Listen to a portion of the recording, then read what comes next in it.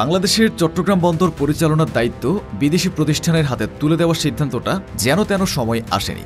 এসেছে এমন এক সময় যখন দেশের রাজনৈতিক অনিশ্চয়তা ও অর্থনৈতিক টানাপোড়েনের তীব্র আকার ধারণ করেছে। গত 17 নভেম্বর চট্টগ্রাম বন্দর কর্তৃপক্ষ আর ডেনমার্ক ভিত্তিক মায়ার্স গ্রুপের সহযোগী এপিএম টার্মিনালসের মধ্যে $550 মিলিয়ন যে চুক্তি সই হল, সেটা ঘিরে রয়েছে হাজারো প্রশ্ন।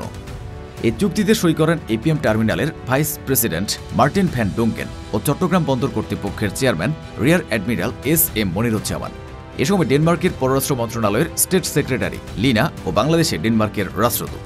আর বাংলাদেশের পক্ষে নৌপরিবহন উপদেষ্টা ব্রিগেডিয়ার অবসরপ্রাপ্ত এম শাখাওয়াত হোসেন, প্রধান উপদেষ্টার আন্তর্জাতিক বিষয় সংক্রান্ত বিশেষ দূত লুৎফে সিদ্দিকী এবং বাংলাদেশ বিনিয়োগ উন্নয়ন কর্তৃপক্ষের প্রধান চেয়ারম্যান আশিক চৌধুরী ও নৌপরিবহন সচিব নুরুন্নাহার চৌধুরী উপস্থিত ছিলেন।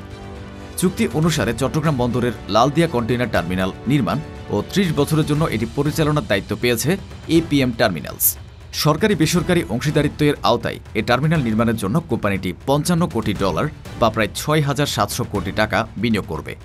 চুক্তিটি স্বাক্ষরের পরপরই $250 কোটি সাইনিং মানি হিসেবে পেয়েছে বাংলাদেশ।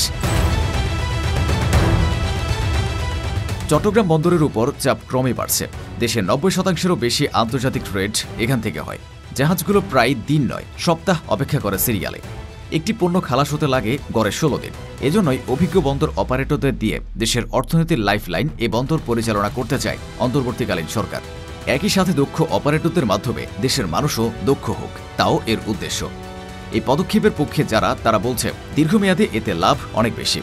দ্রুত কার্গো টার্ন অ্যারাউন্ড হলে রপ্তানি বাধা কমবে, গার্মেন্টস সহ শিল্প খাতের প্রতিযোগিতা বাড়বে, দুর্নীতি কমে এসে বন্দর আধুনিক হবে, পরিবেশ বান্ধব অপারেশনও হবে। বন্দর বিদেশিদের অপারেট করার দায়িত্ব নেওয়া নিয়ে চলছে তীব্র সমালোচনা। রাজনৈতিক দল ও অনেক অ্যাক্টিভিস্টরা দাবি করছে দেশের সম্পদকে বিদেশিদের হাতে তুলে দেওয়া হচ্ছে। আসলে কি তা?